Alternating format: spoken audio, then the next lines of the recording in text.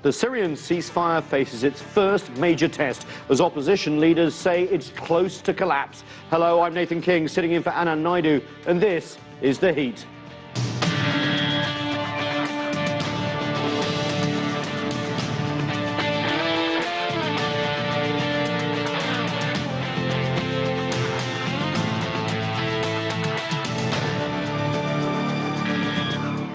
It is complicated. That may be the only three words that all parties can agree on in Syria. Here's what we know. The ceasefire that began at midnight Friday has brought a reduction in hostilities for the first time in the 5-year war. A war that's killed more than 250,000 people, displaced half of Syria's population and flooded Europe and the Middle East with refugees. But with the opposition and Syrian government blaming each other for more than a dozen violations, countries sponsoring the peace process met in Geneva Monday to deal with the charges that the deal is unraveling. Later we'll talk to a Syria-based journalist and a former advisor to the Kremlin. But we begin with CCTV's Natalie Carney, who's monitoring the situation from Istanbul. Natalie, thanks for joining us. What are these alleged violations? Are they true, or is it just finger-pointing? Well, at this point, there really is a number of different monitoring groups claiming breaches of the violations from both inside Syria and outside Syria. For instance, the Human Observatory, or the Syrian Observatory for Human Rights, a UK-based organization, is saying that warplanes attacked 6 towns in the northern Syrian province of Aleppo early on Sunday morning, just hours after the ceasefire took effect. It also says that there is video purportedly showing plumes of smoke rising above towns in the province of Hama. Now, rebels are saying these warplanes were from Russia, but the Syrian Observatory for Human Rights says that an identity of these warplanes is not yet clear. The Syrian High Negotiation Council, this is an umbrella organization that represents many of the rebel factions, has filed a petition to the UN Secretary General claiming that the Syrian government, Russia, Iran, have broken the ceasefire 15 times in the matter of 24 hours. Russia, for its part, is saying that it accuses rebels and jihadis of breaking that ceasefire upwards of 9 times since it went into effect. So that meeting you mentioned that happened in Geneva on Monday is an attempt to try to get both sides to the table and sort of thrash out what actually is happening in Syria right now. One of the big problems being is, and where the lines are being blurred in some areas, is the fact that the ceasefire does not apply to areas that have been held by the terrorist organizations ISIL and Al-Nusra Front, an Al-Qaeda-affiliated terrorist organization operating in the country. So that's one area that could be used as a so-called, let's say, reason why some of these ceasefire breaches are taking effect at the moment. But the hope is that this ceasefire holds largely, despite what the Washington is calling potholes, to bring all parties to the table for UN-brokered talks to start up again on March the 9th. Yeah, well, we'll see about that, because that timeline did slip before and it could slip again. This, of course, is also a humanitarian crisis as well, Natalie. There are reports of starvation. There are reports of cities really not being able to get access to food and medicines. How big is the problem? And given we've just had a few short days, is some aid getting through to the areas and the people that need it most? Well, this really is a critical time for the United Nations to get aid, to get food, to get medicine, to get blankets even, to the thousands of people that it fears are at risk of starvation in many of these besieged towns and villages across the country. The UN Emergency Relief Arm says that the ceasefire has held well enough to this point for them to dispatch some 50 trucks into the country. They hope to reach around 150,000 people in the next few days, and 1.7 million people at risk by the end of March. That's quite the timeline. They're also looking at attempted airdrops over the eastern city of Deir al-Zor, where about 200,000 people are being besieged by ISIL. The Syrian Arab Red Crescent organization as well has been able to dispatch about 40 trucks into besieged rebel-held areas across the country. But again, how many people will be able to benefit from this humanitarian aid and how far it can get into the country really does depend on Russia, on the U.S., and all parties getting through these breaches, so-called breaches in the ceasefire, and maintaining the ceasefire long enough for that aid to get in. Some aid getting through, but not enough. Thanks, Natalie. That's CCTV's Natalie Carney reporting from Istanbul. Thanks. And joining us from London is former Russian journalist and Kremlin advisor Alexander Nekrasov. And with us here in Washington is Emma Ashford. She's a visiting research fellow with the Cato Institute, focusing on Russian and US foreign policy and the politics of the Middle East. And joining us from Damascus is Syria-based journalist Mohammed Ali. Thanks so much for all of you for joining us. Let's start in Damascus, where obviously, Mohammed Ali, there is a shaky cessation of violence or ceasefire, or whatever you want to call it. Lots of allegations already on both sides about the Syrian government breaking the cessation of violence, the rebels breaking the cessation of violence. Who's right? What's going on? Well, in fact, according to what Syrian President Bashar al-Assad said just today in an interview with a German TV channel, he said that the militants violated the cessation of hostilities deal since the first hour of its activation, but the Syrian army did not respond to such attack by the militants in a bid to give a chance, actually, to the success of this deal. This is according to Syrian President Bashar al-Assad. And also, on the first day, as a journalist, we were here in Damascus. I was here, and we saw a couple of mortar shells being fired from militant-held areas in eastern Al-Ghouta, namely Douma and areas like Jobar, towards government-held parts like Al-Abbasiyin. The mortar shell fell in the Al-Abbasiyin square. Now, this is not the only violation that we've heard of. According to the Ministry of Defense, also the Russian Ministry of Defense, about 15 violations by the militants were made in various parts of the country during the past 24 hours in the countryside of Homs, Latakia, and other places. Also in Dar'a, today, 7 mortars were launched by militants from areas they control in Dar'a al-Balad towards areas in government-held areas in Dar'a, also particularly El Sabil. Several people were injured. Emma Ashford, I want to bring you here. There's lots of finger-pointing going on about whether the cessation of violence holds. What do you think is happening here, and do you think it will hold long enough to get to peace talks?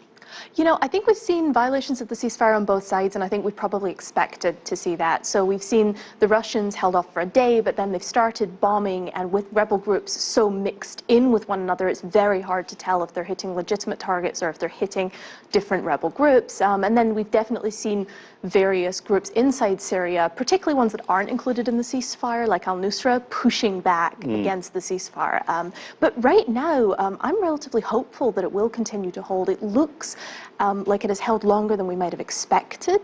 And if it manages to stay in a relatively low hostility situation until the peace talks start up again next week, that would be a big achievement. Well, we've actually got some news today. Stefan de Mistura, the international envoy for Syria, and I want to bring in you here, Alex from London, have said it's up to the US and Russia to make this work because of all these counterclaims so early that it may not be holding. What can the US and Russia do to make sure this works, considering the mutual suspicion of both Washington and Moscow?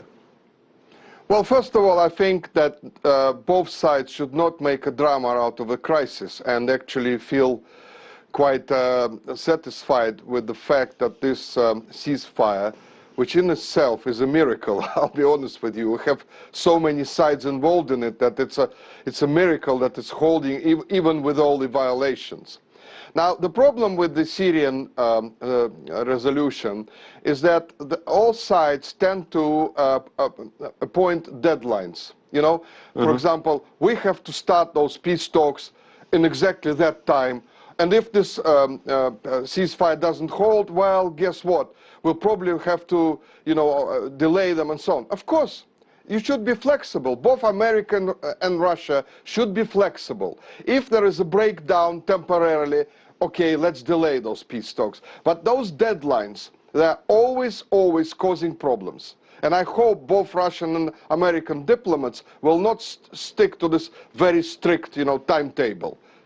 Mohammed Ali in Damascus, the High Negotiating Committee, which is the Saudi-backed collection of various factions, 97 of them actually have signed on to this cessation of violence, have said that they think this cessation of violence will actually help Damascus solidify its gains in and around cities like Aleppo and help the Russians help them too. What's the response there?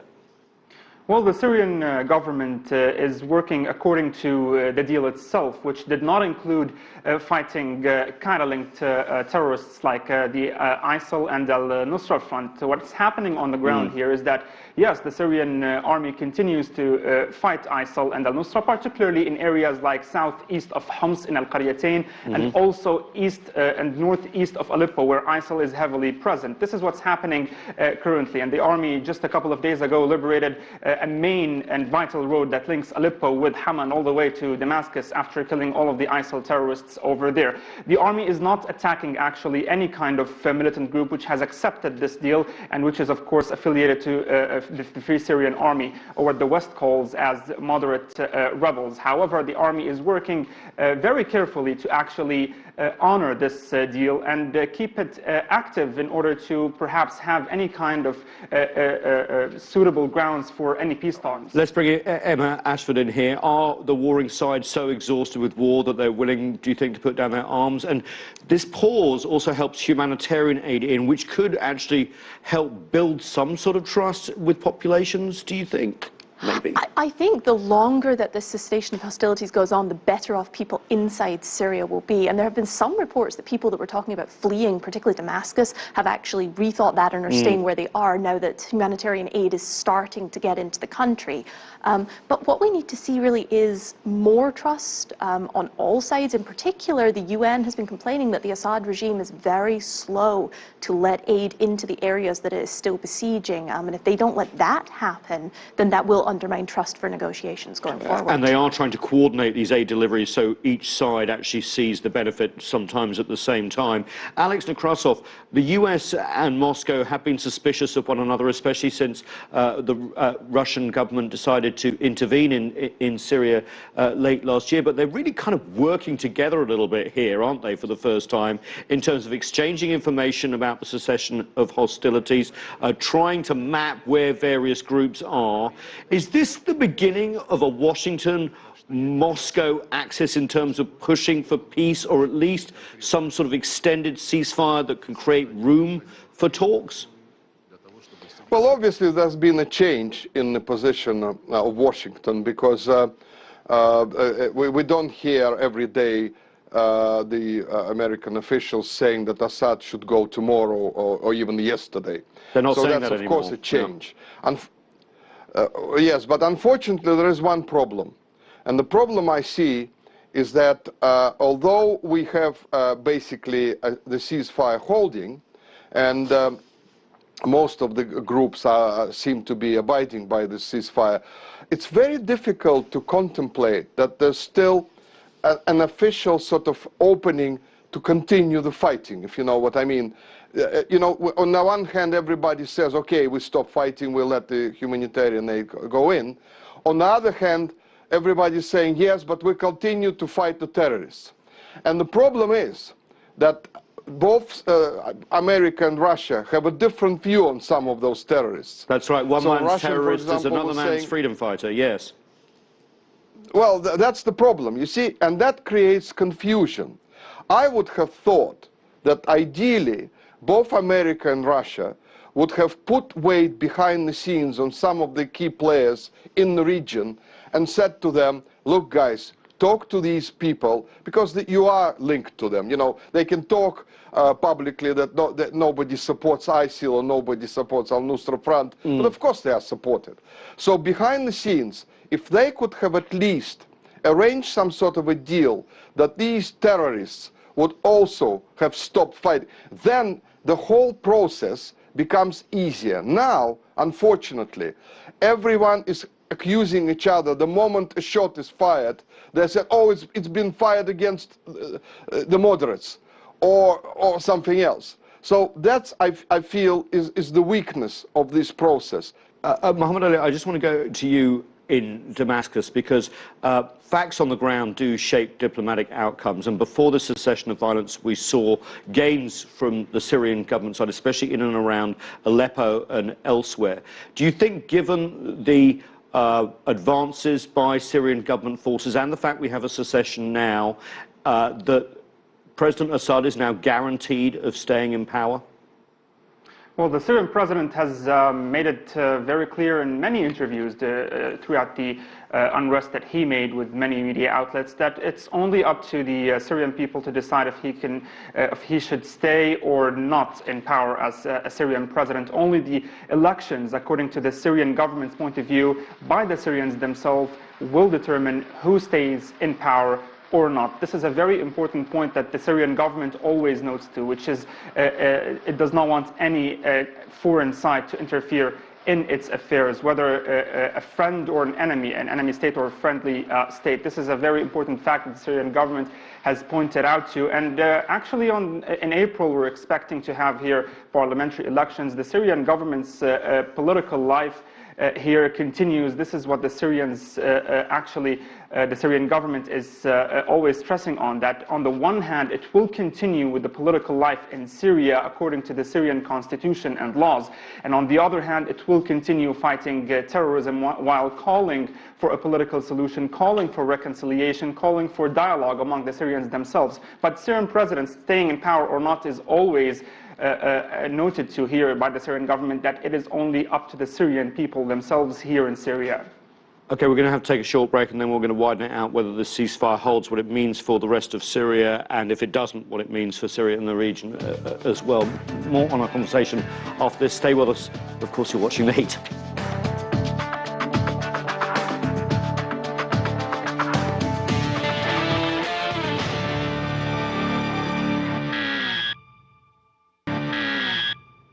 Welcome back. We're talking about the temporary ceasefire in Syria. I want to rejoin our panel. Emma Ashford, I want to widen this out just a little bit because if this ceasefire does hold or doesn't, the US still faces a big choice in Syria, which it's kind of been putting off, according to a lot of analysts, for a long time. There's been talk about a plan B.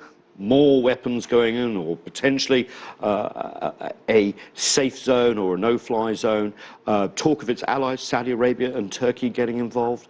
What are the choices here? So I think a problem that a lot of people make is that they assume that inaction isn't a choice. And actually, I think the Obama administration over the last few years has made a very clear choice not to intervene in Syria. They've made certain small interventions, special forces, but almost all focused on ISIS, and they are not getting involved in the broader question of the Syrian civil war. I don't think that's necessarily a bad thing. In fact, I think one of the most dangerous things that we could see in Syria in the near future is the ceasefire fails and regional states like Turkey or Saudi Arabia go in and start to support the rebel groups that they've been backing with arms and money since this whole thing began. I think that would just increase the violence, increase the length of the civil war, and we don't end up in any sort of better place. Political negotiation really is the only way this is going to get solved. Don't do stupid stuff, or words to that effect was one of Obama's. Alex, have the Russians done stupid stuff by intervening? I mean, US President Barack Obama warned that Moscow's involvement would end up being a quagmire. What's your view? Well, I think it was a very timely intervention. I think basically, if not for Russia, we were looking at another Libya or another Yemen, by the way. People are now looking at what's happening in Yemen, and I think all these suggestions that the local regional powers can actually sort out this mess themselves without involving outsiders shows in Yemen that this is not a solution, and that it should not be even contemplated. I think all that talk about the plan B is mostly talk. With Russia's involvement, this plan B will not work at all. There will be no no-fly zone. It's technically impossible with the Russians present there. There will not be any invasions by the Turks or by the Saudis, because they will be always looking at Russia. You know, things have changed on the ground in Syria and in the air as well.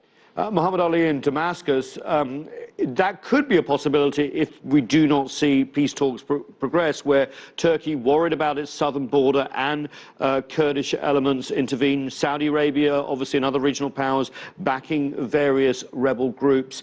Would that escalate the conflict into a potential showdown between Western NATO-backed rebels and Russia, and of course Damascus as well?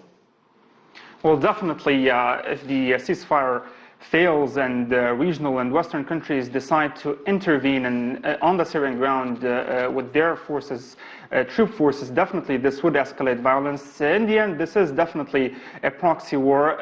All states who are supporting the various groups fighting on ground, they do have interests in Syria. Russia, however, when it started participating in the war on terrorism and fighting ISIL with the Syrian government, that definitely was a very important turnout and very important factor that changed the facts on the ground. The Syrian government forces started advancing significantly with the help of the airstrikes of Russia. But I don't think that the countries like Saudi Arabia or Turkey or the United States will be taking this decision easily now after the Russian participation, which is, of course, the decision of participating with troops on ground, because Russia now is heavily present in the Syrian airspace, and it has warned, of course, that it will not allow anyone to actually undermine its interest. Emma Ashford, there is a slight problem here for the US and the West in the fact that Syrian government, as the sovereign government recognized by the United Nations, invites Russia in and Iran as well. But if you have Turkey moving into sovereign territory of Syria, Saudi Arabia-backed militias as well, it could create a big showdown. Yeah, I mean, I think it would be very dangerous, and I think and I believe that the White House is very much trying to constrain our regional allies from doing that. Is it having any success? I believe so. The Saudis have been talking about needing a ground force in Syria very loudly for a month or more now, and nothing has happened. But they've also been relatively clear that they won't do it without some form of US support, and I don't think that's forthcoming. I think the big difference that we've seen is, you're saying, well, the Syrian government invited the Russians in. That's why the Russian offensive in Syria has been at least moderately successful, is they have a single unified party on the ground to support. And one objective, which is to keep... Exactly, and the Assad regime might well have collapsed without that support. But for the US or for regional allies, it's a lot more difficult. Figuring out who to support on the ground, even if we wanted to intervene, is really difficult. Alex, do you recognize this? Obviously, Moscow's siding with Damascus is a lot simpler than the US, Saudi Arabia, Turkey, Qatar, all backing different rebel factions, some of which are all fighting each other. Someone called it a war of all against all. Is that what you're saying, Alex, from where you are? Well, I think that this, the presence of so many factions on the ground in Syria causes a major headache to everyone, not just, America or Russia as well, is sometimes getting frustrated. I can see the officials are trying to imagine how actually you can unite at least half of them, or I don't know, 1/3 of them to start the process going. I think the problem here is that like in any conflict, there's just too many agendas. And when there are too many agendas, somewhere someone either makes a mistake or does something on purpose which torpedoes the whole process. That's why this whole peace process is very vulnerable. And I think what is more important, to be quite perfectly frank with you, is I think the relations between Washington and Moscow will determine whether this ceasefire holds and whether there's any chance of a peace settlement in Syria. I hope China, by the way, which is always sort of keeping a distance here, but China has always been supporting a Russian position on the diplomatic solutions, on peace solutions in Syria. And I think China will play a part as well behind the scenes. And if that, clicks together, then there might be a resolution. I want to widen this out and basically ask what sort of Syria we're going to be left with. Muhammad Ali, Syria was set up, as you know, by Western powers drawing lines on the map at the end of World War I. Is Syria going to look different after all this? Moscow has even talked about a loose federation recently, or will Syria have to remain whole?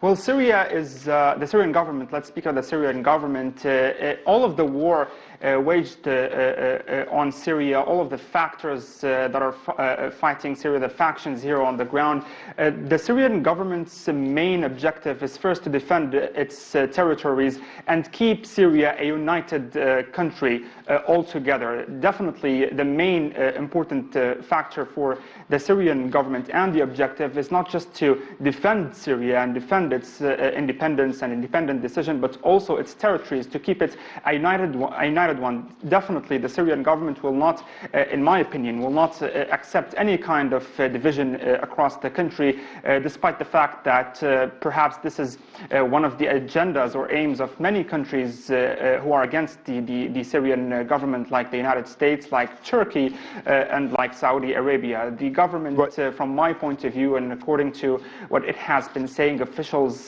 throughout the unrest, it will not stop fighting at any moment terrorist groups until securing the entire country, with the help, of course, of its friends like Russia and Iran primarily. Emma Ashford, but on the ground, populations are divided, not just along ethnic lines, but also regional lines as well. Can Syria put itself back together again? People have been talking about the ghost of the former Yugoslavia, what happened to Iraq as well. Yeah, I mean, I think there are severe obstacles to putting Syria back together. I mean, just from a practical point of view, we're talking about the Syrian civil war. We haven't really mentioned ISIS. They're occupying a large chunk of Syria, and that's a chunk that the government's not going to get back anytime soon. But here, you know, I mean, I'd like to push back against something that Alexander said earlier, which is, he said, you know, it would be so much easier if the US and its allies just accepted that many of these groups on the ground are terrorist groups. Well, actually, what this ceasefire is doing, or the cessation of hostilities is doing, is helping us figure out which groups genuinely want reconciliation, political change, a new government, and which groups are actually very aggressive terrorist groups like al-Nusra. And so the cessation of hostilities is actually very helpful for that. Alex, do you agree with that? Because in a way, you do get a tally of who's buying into this process and who doesn't in terms of this cessation of violence. There's always been a disconnect between people talking in Ankara and what's going on the ground. Are we seeing an alignment of interest that may come round the table and negotiate a future Syria here? Well, to be honest with you, I don't see really any alignment, and I don't see really that all the sides are now coming to some sort of a realistic approach. I mean, coming back to that point, how Syria will look after all of this, it will never be the same again. I don't really think that we will ever see Syria back as Syria as it was before the civil war, because you can see it, you can look at Iraq, you can look at Libya, and we realize that no, there's no returning. But what would be the best solution for a new Syria? That is another question. But unfortunately, I suspect it will take a very long time. And I just hope that, you know, a lot of people at the moment, a lot of diplomats and political leaders will take a step back, you know, with this cessation of violence and not interfere as they were doing before, and not play their hidden agendas and not trying to influence things and so on. Because this is the time, this is the chance to really start the process going. I don't see at the moment that the key players in the region, especially, are actually realistic. Unfortunately, no. Alex Nekrasov, thank you so much for joining us on that rather sober note. Muhammad Ali in Damascus, thank you so much. And Emma Ashford here as well. Thank you so much for joining us in the studio. That's it for this edition of The Heat. I'm Nathan King in DC. Thanks for being with us.